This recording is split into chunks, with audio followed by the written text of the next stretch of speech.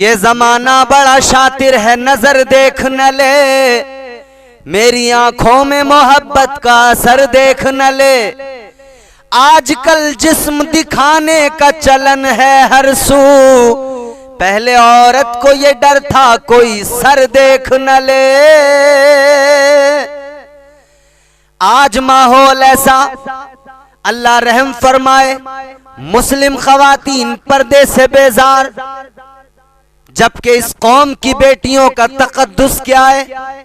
बल्कि अल्लाह ने जब औरत को बनाया है तो इसका तकद्दुस और इसकी अजमत व पाकीज़गी को अल्लाह ने उस वक्त में ही उजागर कर दिया और वाज़े कर दिया। अल्लाह ने हजरत आदम अलैहिस्सलाम को बनाया, कैसे बनाया? मिट्टी से बनाया।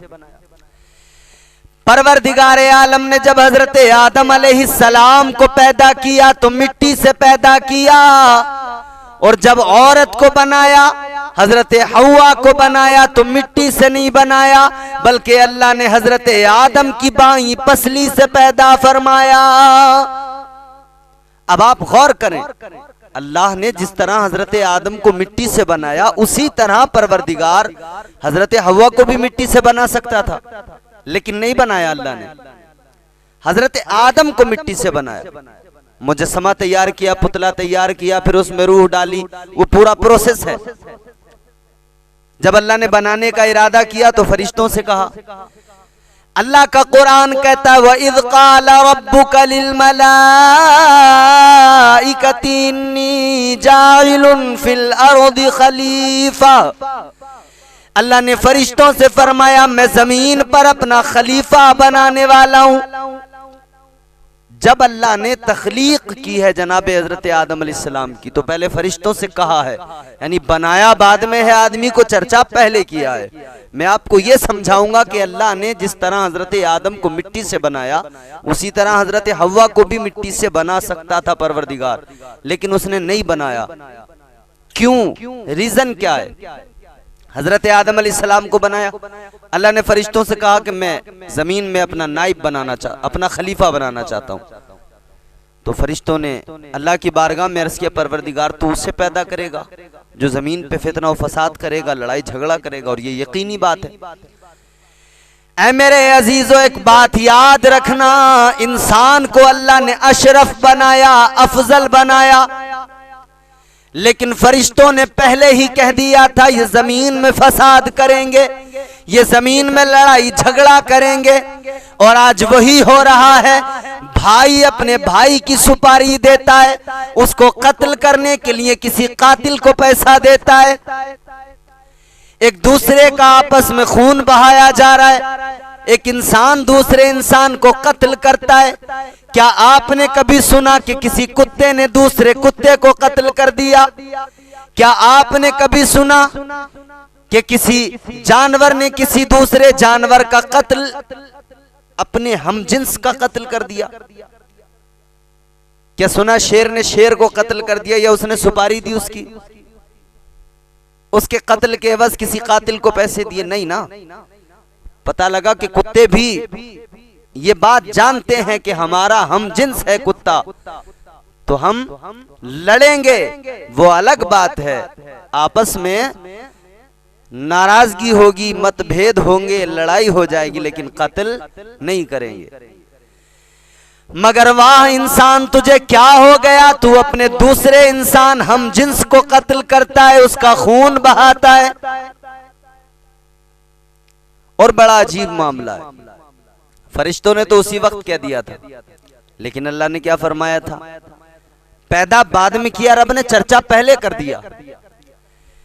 अल्लाह ने फरमाया, फरिश्तों इन्नी आलमु मा ला तालमून, ऐ फरिश्तों जो मैं जानता हूं वो तुम नहीं जानते।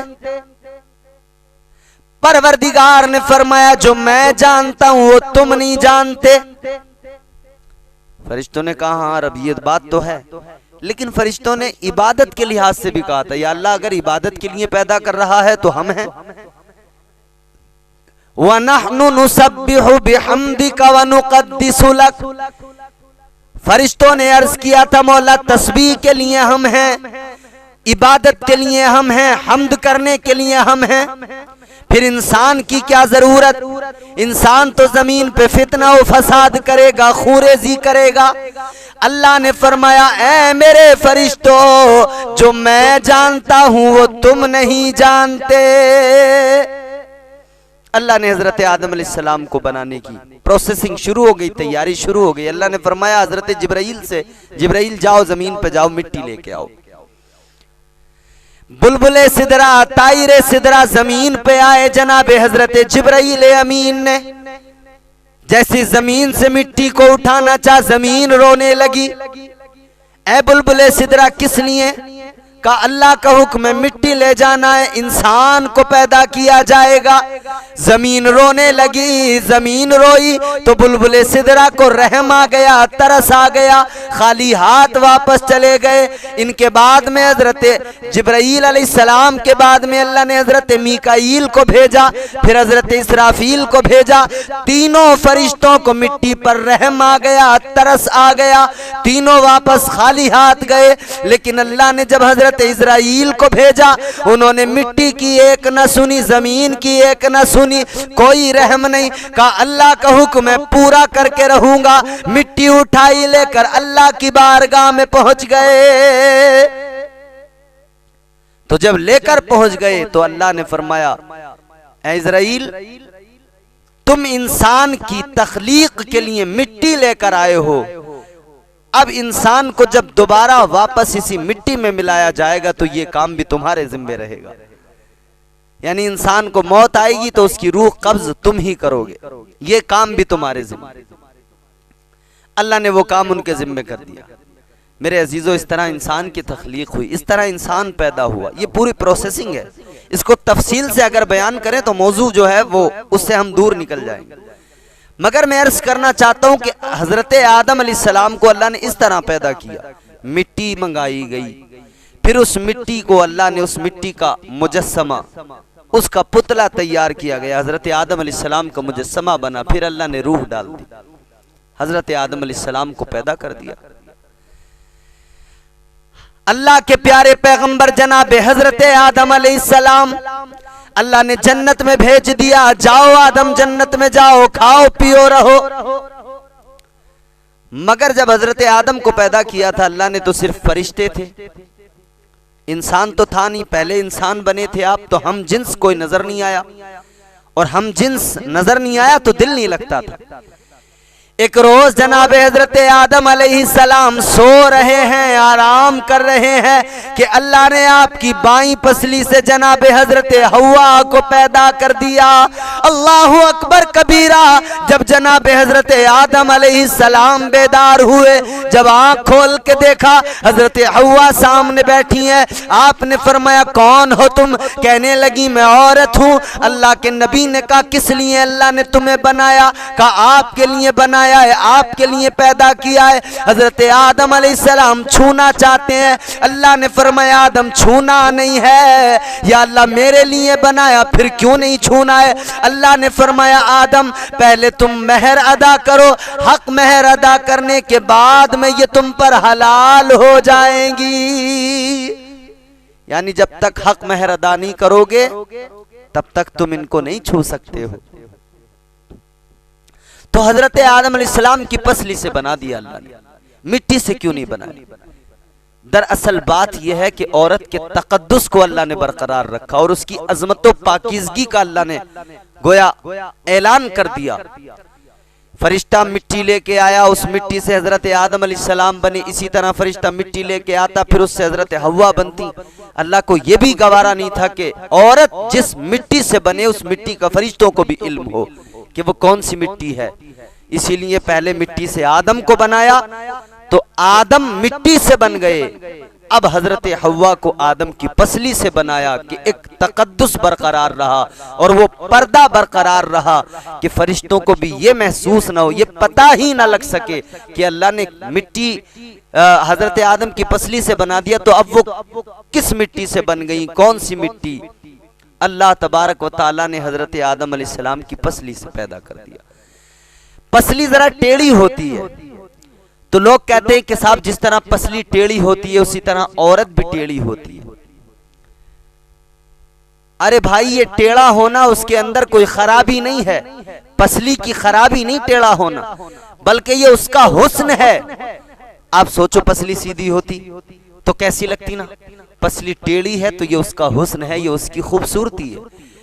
अल्लाह ने टेढ़ी पसली से इसीलिए तो बनाया कि औरत को भी अल्लाह ने हुस्न दिया, खूबसूरती दी, एक लचक दी, एक बनावट दी। अल्लाह तबारक व ताला ने मर्दों को हसीन नहीं बनाया, जमील बनाया है, और औरतों को अल्लाह ने हसीन बनाया। और फिर एक चीज और, एक हिकमत यह है कि बाईं जानिब इंसान का दिल होता है। बड़ी अहम चीजें होती हैं बाईं जानिब, इंसान की बॉडी के बाएं हिस्से पर, उसी बाईं जानिब की पसली से बनाया ताकि औरत को इंसान समझ ले कि दिल के करीब की पसली से अल्लाह ने बनाया है, तो इसका रिश्ता दिल से बहुत करीब होना चाहिए। तो इंसान को चाहिए कि इसे अपने दिल से लगा के रखे, दिल से इसे मोहब्बत करे, प्यार करे, दिल से इससे रिश्ता हो। तो अब औरतों को यह समझ लेना चाहिए कि अल्लाह ने पहली औरत को बनाया तो मिट्टी से ना बनाकर हजरत आदम की पसली से बनाया ताकि उसका पर्दा, उसका तकद्दुस बरकरार रहे। मगर औरतों तुम्हें क्या हो गया कि तुमने अपने पर्दे को भी फेंक दिया, उससे मुंह मोड़ लिया, रिश्ता तोड़ लिया, अपने तकद्दुस को भी तुमने भुला दिया। परवरदिगारे आलम ने तुम्हें बड़ी इज्जत से नवाजा है, बड़ी शान अता फरमाई है। अल्लाह ने तुम्हारी इज्जतों में चार चांद लगाए हैं, मगर क्या हुआ तुम्हें मेरी बहनों, तुम अपनी इज्जत को भूल गई। और एक बात और सुनो, अल्लाह तबारक व तआला ने जब हजरत हव्वा को पैदा कर दिया, हजरत आदम और हव्वा का निकाह हो गया। अब हजरत आदम अलैहिस्सलाम ने जब छूना चाहा, अल्लाह ने फरमाया ऐसे नहीं छूना, मेहर अदा करना। हजरत आदम का निकाह हुआ, मेहर क्या था? मेरे आका नबी अकरम सल्लल्लाहु ताला अलैहि वसल्लम पर 10 मरतबा दुरूद पाक पढ़ना था। हजरत आदम ने दुरूद पाक पढ़ा, हजरत हव्वा हलाल हो गई। मेरे अजीजों, अल्लाह ने फरमा दिया जन्नत में रहो, खाओ पियो। अब दोनों जन्नत में रहने लगे। मगर मेरे अजीजों, एक बात मैं अर्ज करना चाहता हूँ, जब अल्लाह ने हजरत आदम को बना दिया, अल्लाह ने हजरत हव्वा को बना दिया, तो अल्लाह ने फौरन जमीन पर नहीं भेजा, पहले जन्नत में रखा। जबकि कुरान की आयत ये दलालत करती है कि अल्लाह ने बनाया ही इसलिए था कि जमीन पे भेजा जाए। वइज़ क़ाल रब्बुका लिल मलाइकति इन्नी जाइलुन फिल अर्दि खलीफा, अल्लाह ने फरिश्तों से यही तो कहा था, मैं जमीन पर अपना नाइब, अपना खलीफा बनाऊंगा, मैं जमीन पर अपना खलीफा बनाऊंगा। यही तो अल्लाह ने कहा था, इन्नी जाइलुन फिल अर्दि खलीफा। मगर अल्लाह ने रखा कहाँ? जन्नत में रखा। पहले आदम अलैहिस्सलाम, फिर हजरत हव्वा जब बनी तभी से जन्नत में। किस लिए? उलमाए कराम ने, असलाफ ने हमारे इसमें कई हिकमतें और कई रीजन बयान किए हैं, कई सबब बयान किए हैं। अल्लाहु अकबर कबीरा, हमारे उलमा ने बयान फरमाया, अल्लाह तबारक व ताला ने हजरत हव्वा को सबसे पहले जन्नत में इसलिए भेजा, जन्नत में इसलिए रखा कि जन्नत का हुस्न औरतें देख लें, जन्नत का हुस्न दुनिया की पहली औरत देख ले, जन्नत की खूबसूरती देख ले, जन्नत की सफाई देख ले, जन्नत के हसीन नज़ारे देख ले। इधर ये जन्नत को देखे और दुनिया में जाए तो ये अपने घर को मिसले जन्नत बना दे, अपने घर को जन्नत का नमूना बना दे। अल्लाह ने जन्नत में इसलिए रखा कि जमीन पर जब रहे तो जन्नत का नमूना अपने घर को बना दे। मगर आज औरतों ने क्या हाल कर दिया, आज देखो तो शोहरों को बड़ी तकलीफ है औरतों से, कहते हैं बीवियां बहुत तंग करती हैं। बीवियों को देखो, घरों के अंदर सफाई नजर नहीं आएगी, घरों के अंदर गंदगी नजर आएगी, घरों के अंदर वो माहौल ही पैदा नहीं हो पाता। अरे औरत को सबसे पहली ट्रेनिंग अल्लाह ने ये दी, सबसे पहला सबक ये दिया कि अपने घरों को बहुत खूबसूरत रखना है, अपने घरों को मिसले जन्नत बनाना है। मिसले जन्नत सफाई के लिहाज से भी बनाना है और अपने किरदार और अमल के लिहाज से भी बनाना है।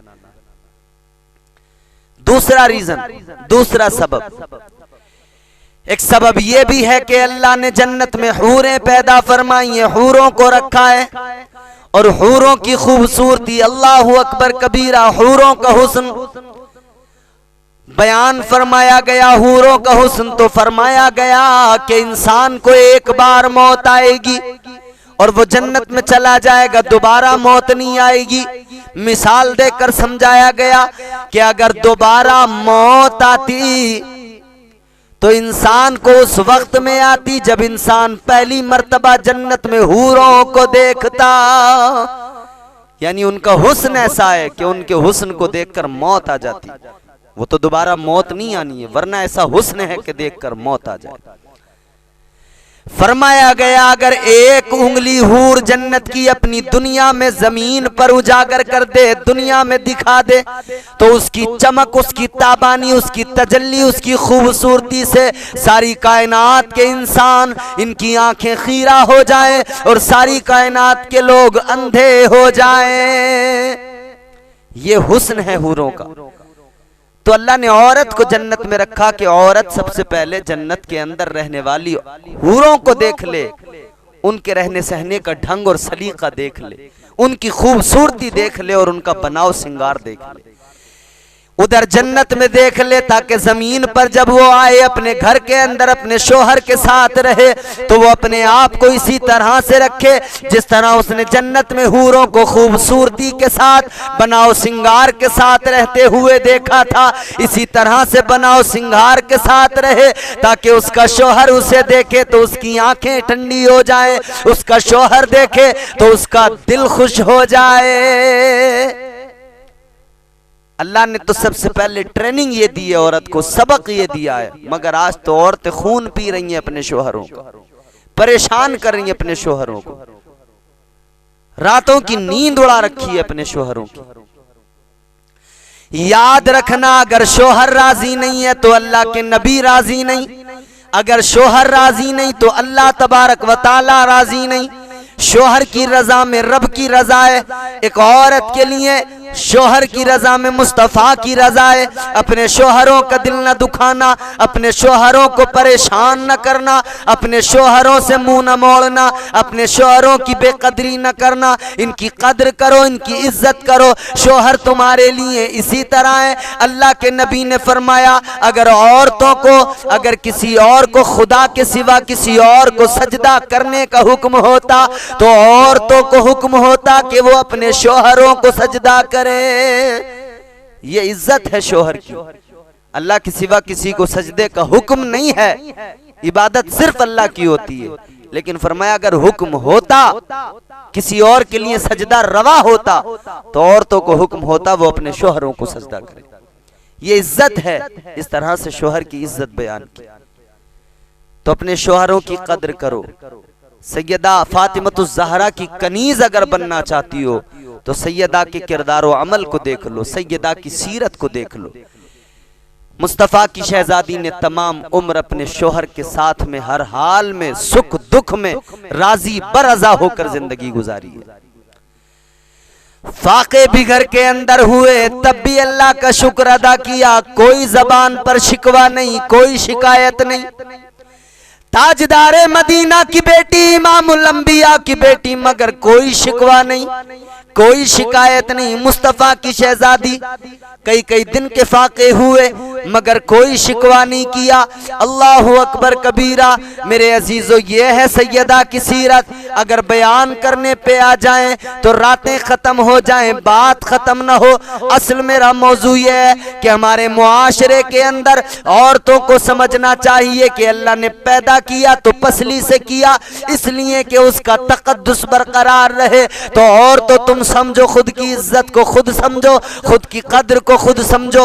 और दूसरी बात, अल्लाह ने सबसे पहले जन्नत में रखा। दो रीजन मैंने आपके सामने रखे। तुम खुद की कद्र को समझो, मिसले जन्नत घर को बनाओ, हर एतबार से अखलाक भी ऐसा हो कि तुम्हारे घर वाले तुमसे प्यार करें, राजी रहे। और लीचड़ी बन के ना रहो, गंदी बन के ना रहो, खूबसूरत बन के रहो, साफ रहो, अच्छे कपड़े पहनो और शोहरों को अपने राजी रखो। शोहर की रजा में रब की रजा। आजकल तो बेपर्दगी आम हो गई, मगर याद रखना बेपर्दगी आज जो आम हो रही है इसको फैशन और मॉडर्निटी का नाम दिया जा रहा है। कल मेरे मुस्तफा करीम ने फरमा दिया है कि बेपर्दा रहने वाली औरतें याद रखें, हुजूर ने मेराज में वो मंजर देखा है कि औरतों को उल्टा लटकाया हुआ है, उन पर अजाब हो रहा है मुसलसल। वो कौन औरतें थी? वही औरतें जो सर पे दुपट्टे नहीं रखती थी, पर्दा नहीं करती थी, वही औरतें थी वो। तो ये तो 1400 बरस पहले मेरे हुजूर ने बता दिया कि बेपर्दा रहने वाली। और फिर एक हदीस का एक टुकड़ा है कि हुजूर ने फरमाया वो इंसान, जन्नत तो बड़ी चीज है, उसे जन्नत की खुशबू भी नहीं मिलेगी जिसके घर की औरतें बेपर्दा घूमती हों। तो मेरे अजीजों, अपने घरों का माहौल बेहतर करने की जरूरत है, अपनी खवातीन को समझाने की जरूरत है और इस्लाम का असल चेहरा दिखाओ उन्हें, इस्लाम का असल चेहरा उनके सामने रखो, इस्लाम की तस्वीर उनके सामने रखो, इस्लाम सिखाओ। इसीलिए मैं कहता हूँ घरों में इस्लामी माहौल पैदा करो। अगर इस्लामी माहौल पैदा न किया तो याद रखना, तुम इस बात को अच्छी तरह से याद रखना, घर में अगर इस्लामी माहौल पैदा न किया, अपने बच्चों को विरसे में अगर दीन नहीं दे सके तो समझो तुमने कुछ नहीं दिया, जिंदगी यूं ही वेस्ट हो गई। लाख तुम अपने बच्चों को जमीन दे जाओ, प्रॉपर्टी दे जाओ, बिल्डिंग दे जाओ, इमारत दे जाओ, अगर दीन तुमने नहीं दिया तो समझो कुछ भी नहीं दिया।